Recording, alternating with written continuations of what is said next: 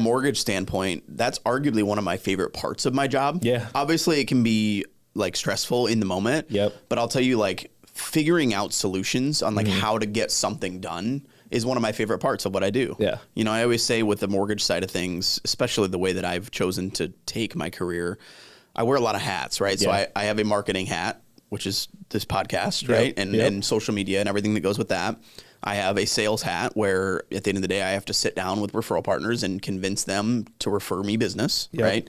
I have a consultant hat, which is me consulting my clients on the best way to structure their home purchase, decide how they should structure their pre-approval, you know, that kind of aspect.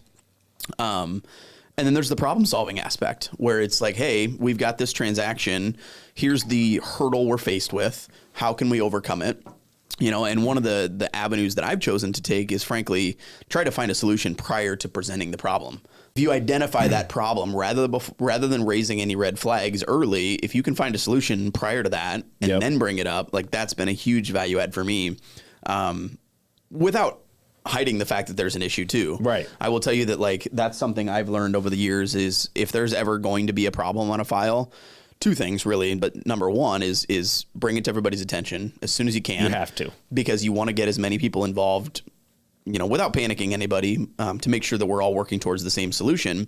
But the second thing I'll tell you from a mortgage standpoint, I always will make sure that any of those potential problems are identified up front prior to even writing an offer on a property. Yep. So that we can avoid any of those issues later. Now, I will tell you, there's always things that come up,